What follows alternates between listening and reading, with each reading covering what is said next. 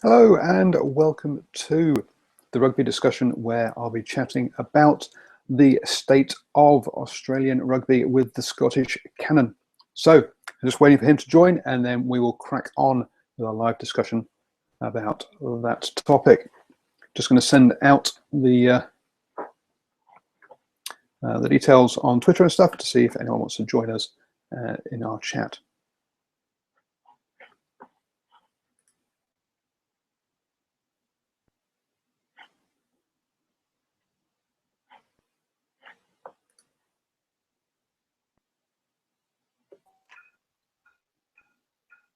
Hello. Hello, how are you doing? Good, mate. How are you? I have a name, but I don't have a picture. Okay. Let's figure this out. I'm trying to put my webcam on. Not my. See the. I think. Can you see me now? Yep.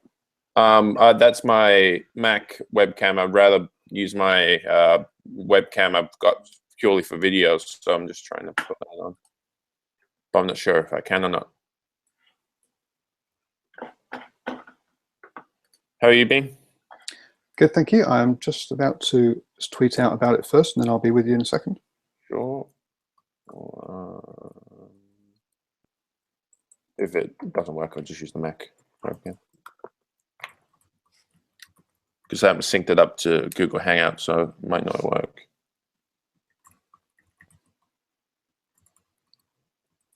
Yeah, I'm just going to have to go off that webcam.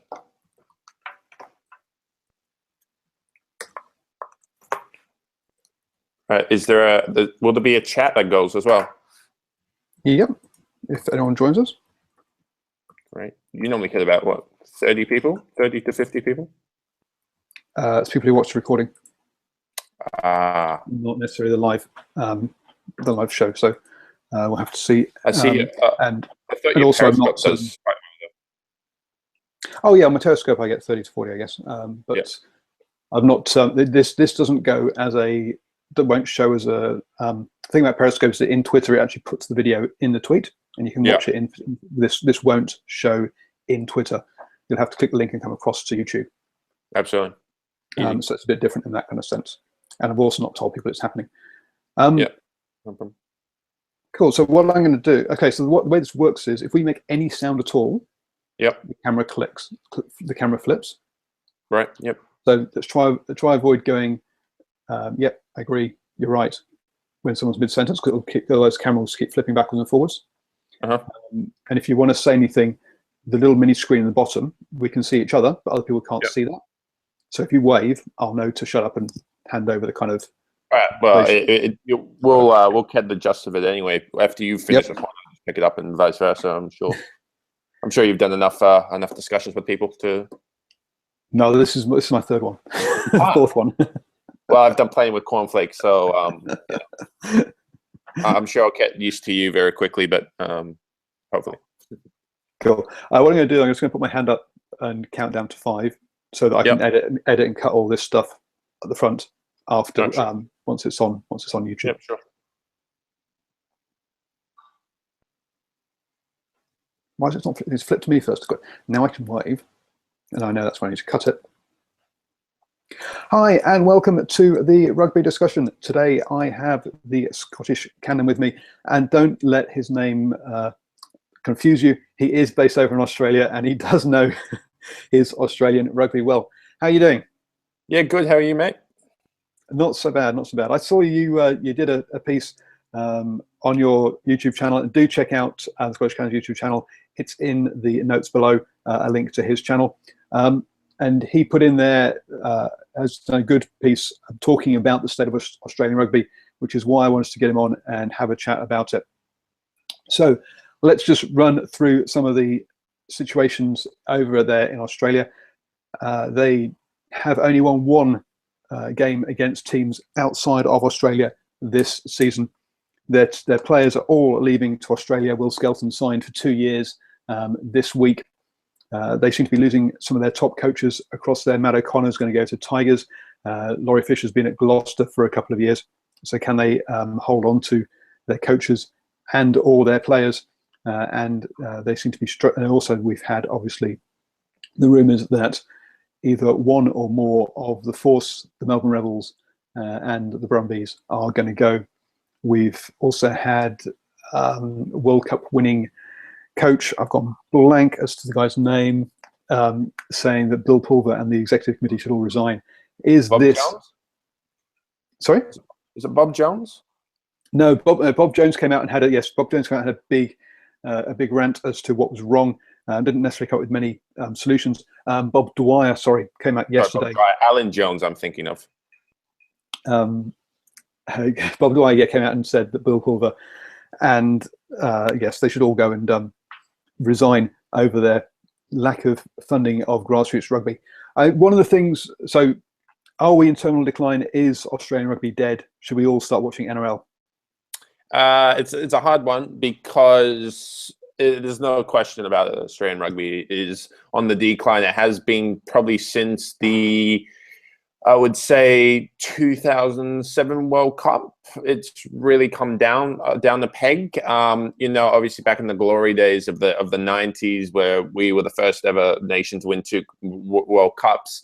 Obviously you had amazing players like Larkham, Latham, Garrigan. They're all in the rugby setup, and they're really putting the new generation, the role models for the new generation. But I think now today is that there's not, those notable players really aren't there in Australian rugby at the moment. The only one that I guess a person who isn't a rugby fan would look up to is Israel Folau, but he's obviously been around the league and AFL as well, so that's why he's made his name over there. Australian rugby's at a lot of a crossroads at the moment because participation is going down. There's a lot of political stuff that's happening at the moment between the Rugby Union Football Players Association and ARU and SANZAR and all the independent clubs. So there is a lot of garbage and stuff in the way of the moment that's really getting in the way of Australian rugby. And this is what I went and said in my YouTube videos, that Australia needs to start making these structural changes now, or there'll be nothing left there'll be no leftovers. There'll be nothing left to salvage. And I'm sure we'll talk about things that they could do and that they should do. But there's no question that Australian rugby is in a very bad spot at the moment. Yeah, let's pick apart some of those political pieces and discussions of kind of the off-field stuff that's going on. But I have to agree that there is we are definitely I think feels like a crossroads, and I've never heard so many Australian podcasters, rugby fans, sound so down and be so uninterested in a Super Rugby season. It's amazing, and talking about seeing the viewership for a New Zealand derby is larger than a game that involves an Australian team in Australia was a bit of a shock, and I think that was the first time that had happened, that a non-Australian game had higher viewership than any of the Australian games. So let's start at the top there with this kind of politics. So we've got SANZAR and the ARU is part of that. Something that I've been talking about and mentioned is the lack of direction from SANZAR is really hurting Super Rugby in general, and I think that's coming down to South Africa not making a decision. Australia, to be fair to the ARU, has made a decision, and if we believe the rumours, that's to kill the Force in reality. And that's the rumours around. I think the Brumbies and the Rebels are probably not true, and the Force is the one that's most likely to get the cut. So it looks like they, to be fair to them, have made a decision, but South Africa haven't. I guess that's the ones you're talking about, the politics around the South, the SANZAR piece. But you referred to the Rugby Players Association also getting involved. Which piece is that? Do you want to? What are they kind of heading off on? So basically, what they've come out and said is, if an Australian Super Rugby team is going to be cut, they're going to go on strike. So if the Force get cut, the Dean Mum, who's the president, and You know, I'm sure some key players will not show up to work, will not show up to the training, will not show up to, you know, development days, stuff like that. And you can just imagine the cluster that will cause just in the entire environment in Australian rugby. If, you know, the players come out and say, we don't want to play because, you know, we're losing these contracts, and you know, really there should be 5 teams. It's holding back growth and development. But then the question comes back to is, do you deserve a job? It's just like anything. If you're not performing, there's no job for you. I'm sure, you know, if you're consistently losing, and, you know, I can pick on one of, you know, the Force, the Rebels, or Force or the Rebels, really. The Force have never made the finals in, what, 10 years of them being a club. You know, I think that's a bit of a question mark there. Rebels, you know, they looked much better last year, but you've seen their results this year. They haven't won a game yet.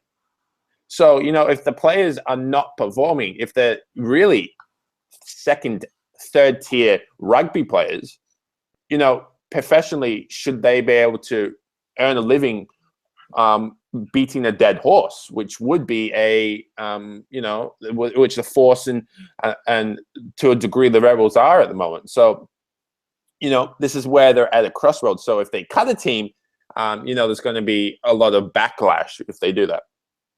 Yeah, no, I agree. I think we've got it here is people who have vested interest making a point and doing what unions are supposed to do. They're supposed to protect their members. So you can only really take their stronger as 5, which I think was their slogan. Because you remember where they're coming from. They're coming from the fact that, yeah, we're players. We want to look after ourselves. I did see a good point on, I think it's called the Rugby Roundup podcast, where they went through and counted the number of non-eligible Australian players playing in Australian Super Rugby franchises, and it came to about 33. And hey presto, you have basically a franchise full of non-Australian players. Well, there you go, guys. As far as development pathways go, the way you keep your development pathways open is to not sign foreigners. So yeah, I think, yeah, they're coming from a purely that point of view. Now let's the next piece, I guess, is around Jones and Bob Dwyer and their conversations, and what they've both been saying and having a hit at is the investment in grassroots rugby. And I think what a lot of people, the casual fan, will know who they are, because obviously they're ex-Australian coaches and have done World Cup winning, etc. What they probably don't realise is that both these guys are big into their Sydney club rugby. And they are, if not officially on some boards or on some committees, they'll definitely have a lot of contacts with them, a lot of emotional contact with that. Again, I think this is another case of people who have vested interests, putting them forwards, and perhaps you're not necessarily seeing people aren't necessarily knowing where they're coming from. And again, yes, the Australian rugby has got some things wrong, and they haven't invested properly, or they haven't grown the grassroots necessarily as well as they could or should have done. But I think we've got to remember that when Bob Dwyer's talking, he's talking as a Sydney club member, not necessarily as a sort of Wallaby coach nowadays. Yeah, it's interesting because I'm based in Sydney, and I'm surrounded by Sydney club rugby as a referee. So, you know, I see the clubs right in the front line. I see from the Shoot Shield down to juniors to you know, even just suburban rugby. Sydney club rugby, you know, the Shoot Shield hasn't lost its step.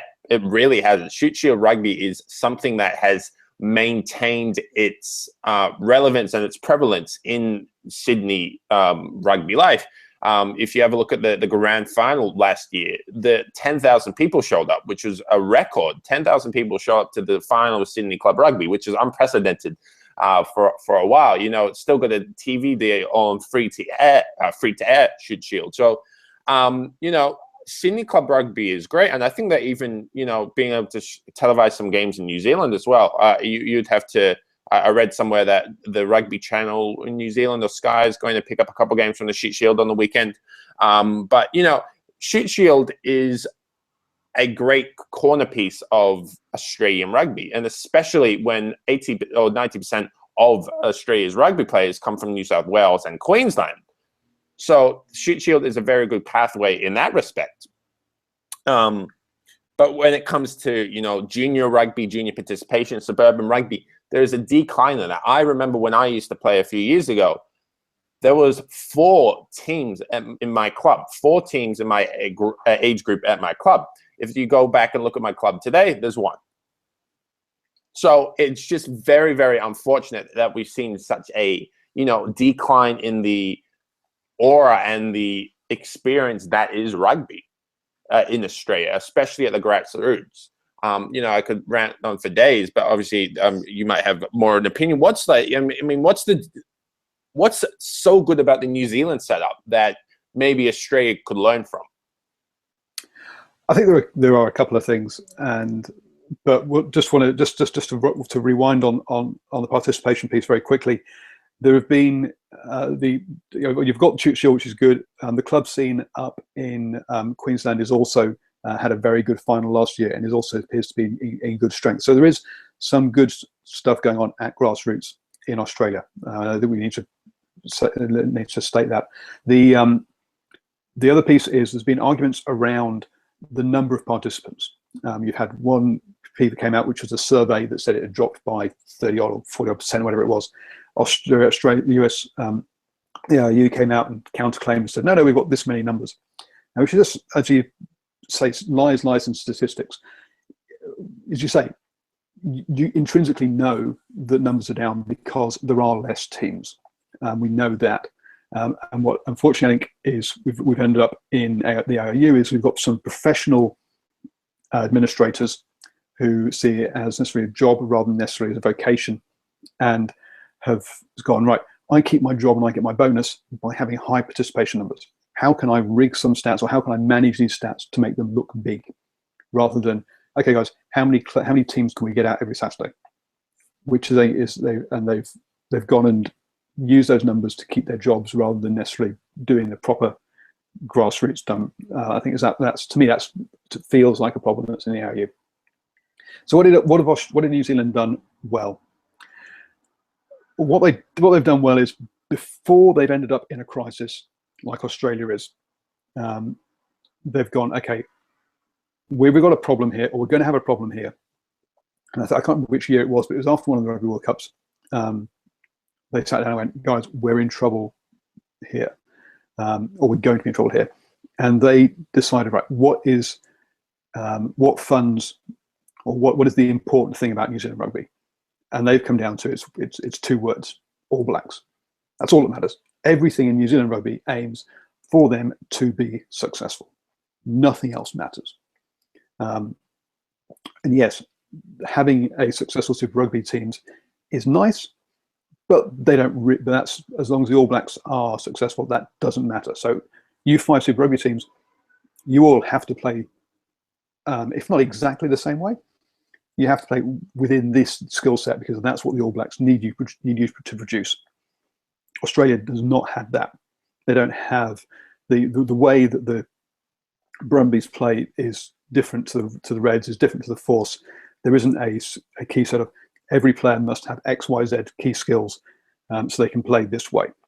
And sure, the Crusaders are more forward orientated than the Highlanders, but a lot of the skills are crossover, and I think that's a lot of it. You've also, and they do have the luxury of the fact that it is the national sport. As they say, you can drag a granny out of and she'll be able to talk to a foreign head coach and tell him exactly how he should play to beat the All Blacks, because she knows, everyone here knows. So they do have that luxury that they are the national sport, but it's the fact that they have got everything aimed towards one thing, and that is brand All Blacks.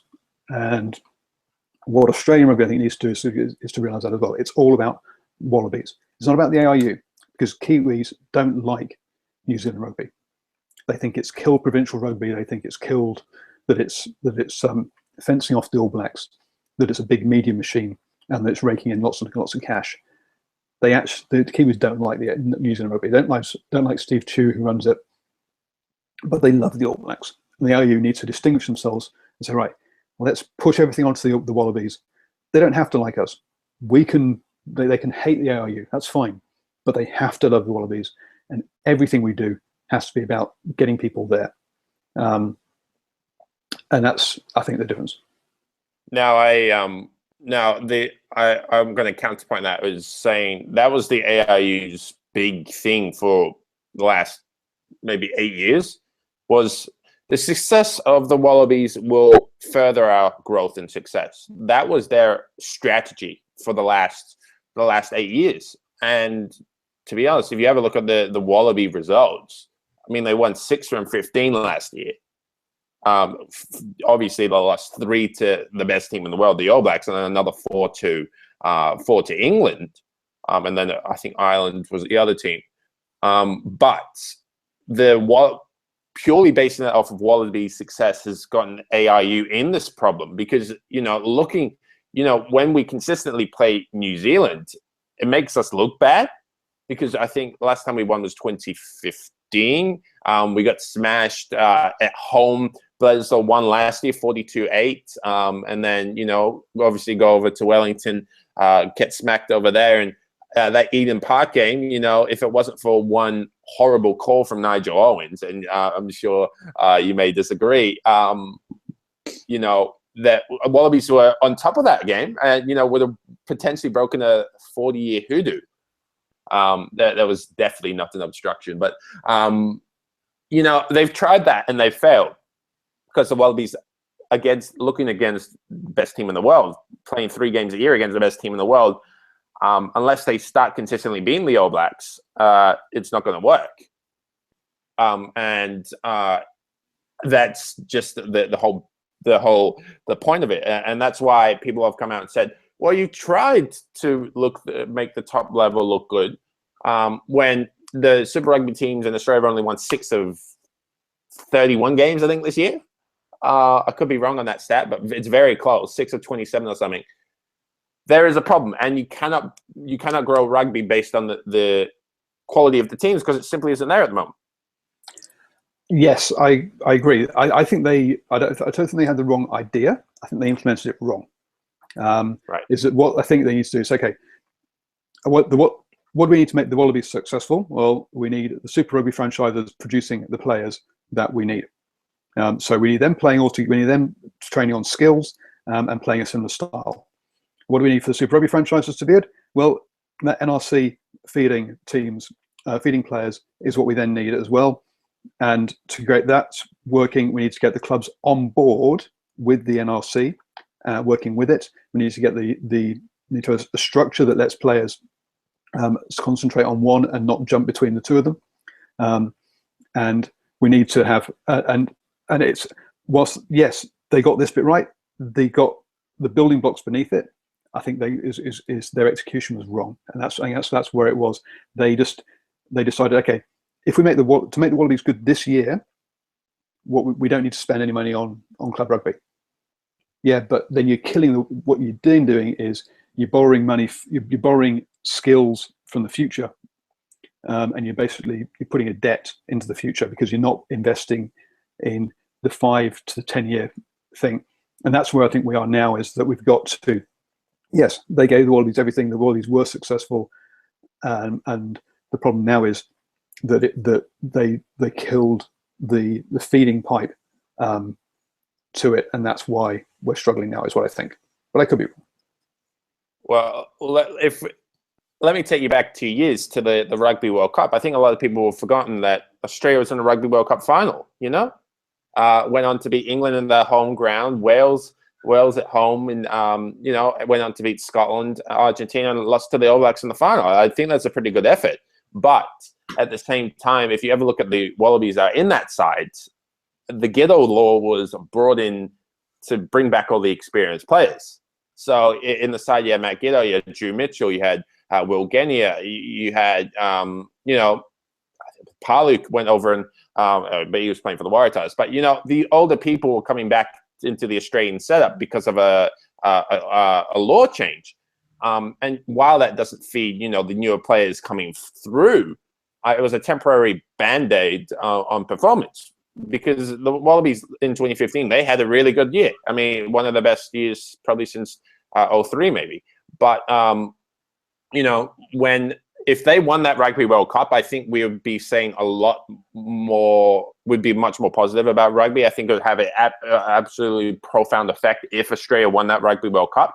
But they didn't. New Zealand did. And deservedly so. They were the best team over the course of the World Cup. But, you know, it all comes back to, you can go with that success again, but, you know, if you're having a look at now, you know, got 6 and 15 last year. I'm sure this year will be no better. I think we'll get swept by the All Blacks again. And if you have a look at how South Africa's coming along, you know, South Africa's starting to pick it up when it comes to their Super Rugby team. So surely that feeds into international success. But this is it, isn't it? You're thinking about internationals, or thinking about Wallaby success today. Whereas when New Zealand set up their one, they said, right, how are we going to have New Zealand? How are the All Blacks going to be successful for my generation, for the next, until I die? And they put the building blocks in so that they would have continued flow of, when you say the way that the IOU has looked at the Wallabies is, if we make them successful, everything else will look after itself. Whereas New Zealand went, we need the All Blacks to be successful. That's what funds New Zealand rugby. That's what gets that brand is where we get all our cash from. So how do we make sure that they're always successful? Not how does that success make everything else just work? It's the other way around. And I think that's where that's where, and which is why I like. There's a coach in the coach for the Exeter Chiefs. Rob Baxter, sorry, not Richard Baxter, his brother, Rob Baxter, and he's very much. He always talks about the performance and how, and if you look at the performance, you look at what you do, the result looks after itself, and that's what New Zealand's about. New Zealand's about getting all the pieces in, and the result is the All Blacks are good. Whereas the Wallabies are looking at, let's get the result right, and then all our performances will be okay. No. You can get a great result with an awful performance. Doesn't mean you've played well. Doesn't mean you've actually had a good game. You just happen to win it. And I think that's the different mindset we've had between the two different countries. No, I completely agree with that. And something that is made quite known over in the Australian media here is the culture that's within the All Blacks. You know, you know, you could probably go into more detail because I'm not an expert in All Blacks culture, but comparing it to the Wallabies culture, you know, I think there's a big divide. You've got to really earn that for the All Blacks. The history that is the All Blacks, the most successful team in almost any international sport. You've got to earn it. While the Wallabies are like, yeah, you know, we're going to feed some leagueies like Marika Koroibete goes over to Europe after playing the season with the Melbourne Storm and is a development Wallabies player. You know, doing those things while, you know, they mold it in the way of sounding good really doesn't create a team culture that the Wallabies are looking for. Yeah, I think we've pulled apart what's wrong with rugby. Let's now let's move over to look at some of the solutions. So we've got a comment. So Mark Dunphy has said, I think there are too many teams in Australia. Australia are always good in World Cups. And I guess my comment around that would be they've always previously been good in World Cups. The last World Cup they were good because, as Cannon said, a bandage rule was brought in to enable them to be good. It wasn't a sustainable process necessarily to be good at all Rugby World Cups. The too many teams thing, guess. So do you think is that the route forward? Are we talking that we should be cutting? Is that one of the fixes, or what are the fixes? Do you think? I'm in favour of cutting the team. I'm in favour of a Melbourne Rebels and a Western Force merge, and you have games both out of Perth and of Melbourne. I don't think that's going to happen because I don't think Andrew Cox would let it happen, the Melbourne Rebels owner. But, you know, I don't want to get rid of the Force because there's no rugby league team out in Perth. You know, it's AFL heartland over in Western Australia, but there's no rugby league team. So I don't know why Union would, you know, let that, I guess, market go. But at the same time, Melbourne Rebels, you know, if you've got the Melbourne Storm down in Melbourne, you've got You've got all 10 AFL teams down in Melbourne. So I don't want to cut the Brumbies, obviously for traditional reasons. Canberra's a heartland of rugby. So I feel like the Melbourne Force and Melbourne Rebels should merge and play games out of both Western Australia and Victoria. But, other people would say just keep it there the way it is. But I don't know what your opinion on it is. I'm all for expanding Super Rugby, not contracting it. So I wouldn't necessarily, but that's more of a Super Rugby overall view than the Australian one. And the way you're talking, actually, how about, I guess, the Brumbies Waratahs merger? It's not far from Sydney to head down to Canberra. So the Waratahs could easily play a couple of games in Canberra each year, and that way you'd keep your coverage and also get the games there. I just can't see that happening because the Brumbies have been the most successful Australian rugby team, and I'm a Waratah supporter. And while I don't know why they're playing every single game out of Sydney. That's something I would think. There's other places in New South Wales that could have games. But I think Canberra is. Canberra, I think, is a heartland of Australian rugby, and if they don't want the New South Wales / ACT Waratahs. It just doesn't sound right, and I don't think the old Brumby supporters could have kept behind the Waratahs. Yeah, so it's been such a rivalry there for years. I agree. I don't think it'll happen, but if you're talking about a team covering two locations, that's got to be the way to go. And we just got another comment. Pedro Sarmento, can Super Rugby grow anymore and fit in global season? That's something that we'll cover off in a different chat. I think this one's about the Australian rugby. But yeah, we had a chat. We talked. I'll dump a link in here once we finished for the rugby discussion that I did last week with Cornflake about the format of Super Rugby, and that will cover off on that for you. So have a quick watch of that one, Pedro. Okay, so you're all for dropping a team. What about underneath that then? What do Australia need to do structurally to have sustained success? Well, I think you need to go from the start with club rugby and work its way up. I'm glad for the addition of the NRC. I think that's one of the best things that Australian rugby's got going for it. But you've got to feed the players, like we're saying, through the Shute Shield clubs, through the Queensland Premier Rugby clubs, and through the junior participation. Because from what I've seen so far, is a lot of junior teams have dropped out early this season. And that can be, you've got to be building the youth pathways. And some people would maybe say get rid of the old outdated school system through private schools. Union is a heartland of private schools in Australia. You've got to get into the public schools as well. There's a lot of things they can do, but it's got to be a ground up. You've got to build a foundation before building a roof. I'm taking from Alan Jones here. You've got to look for the future of Australian rugby. You can go through a bit of a hole now, but if in 10 years' time, the participation's on the way back up and the whole vibe and aura of the Wallabies is back to where of the old 90s or even the early noughties, Australian rugby and the fans of rugby will get behind their team more. You can have a couple bad years here and there, but in the long term, as long as that is all looking good, I think everyone is fine with a couple bad years. So would you go, so South Africa's structure, for example, during the Super Rugby season, they have the Vodacom Cup, where their provinces all play, and so the non-Super Rugby guys get rugby. And then after the Super Rugby, they have the Curry Cup, where basically all the national, non-Springboks play in a tournament. And similarly in Singapore, in New Zealand, we have the club rugby kicking off now during Super Rugby. That'll stop at the end of Super Rugby, and then the Mitre 10 Cup or the provincial rugby will kick in. So do you see club rugby moving to be during the Super Rugby season, and then that all finishes and everyone then concentrates on the NRC? Well, club rugby is happening at the moment. Shute Shield and Premier Rugby's second round this week. So, I don't think I'll see that changing at all. And then NRC at the end of the Super Rugby season are good for the teams that aren't making the Wallabies. So I think the setup is very similar and the format is very similar to the New Zealand one. So I don't see that Shute Shield and Premier Club moving. I think it's fine where it is. Okay, I thought it overran at the end of Super Rugby. Okay, so the actual structure So the actual the season structure is set up okay. It's just about funding, getting getting the kids involved, and also getting the more interest in at these levels. Absolutely.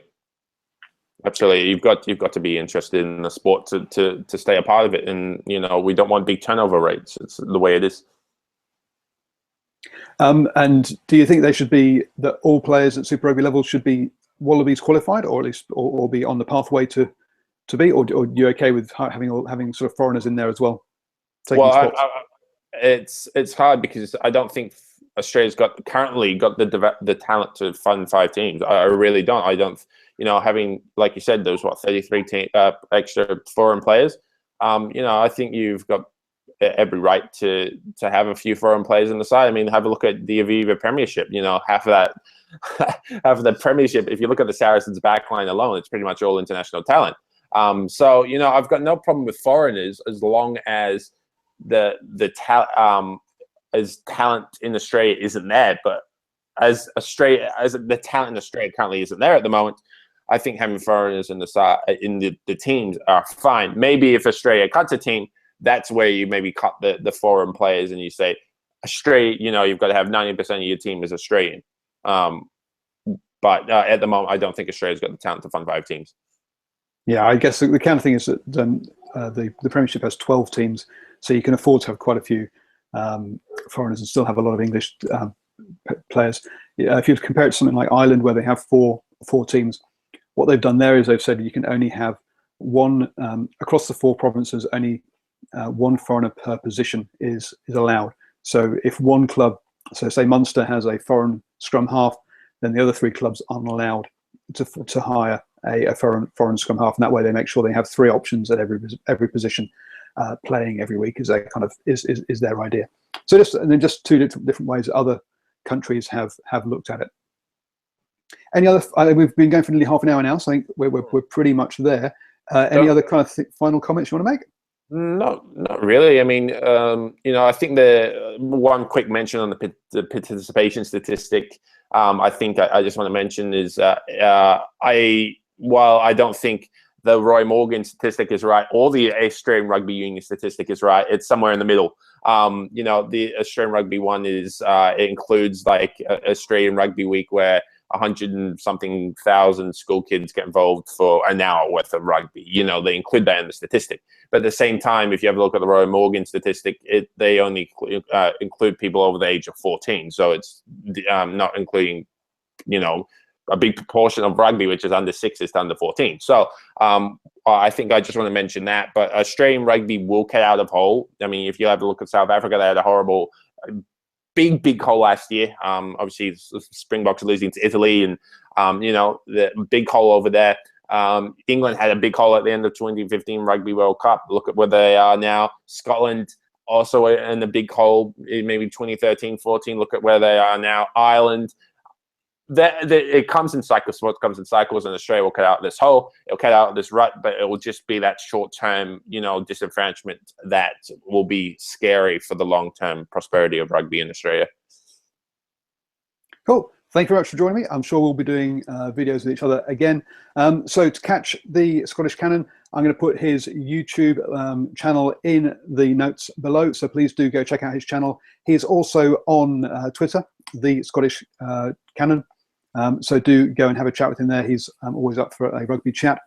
Obviously, do subscribe to my channel, and I'm at DrivingMaul on Twitter and all over the place. So do catch me and have a chat. Next week, I'm talking to 2 rugby fans and rugby writers who are in wheelchairs. And so we're going to be talking about wheelchair accessibility and equality with them. And the following week, I've got a female journalist who has written for Sports Illustrated, etc. And so I'm going to be talking with her about sexual equality and sexual harassment of female journalists as well. So those are the next 2 rugby discussions coming up. So do subscribe. Do subscribe to the channel, and you will get those. Thank you very much, and see you next time. Pretty good lineup you've got there.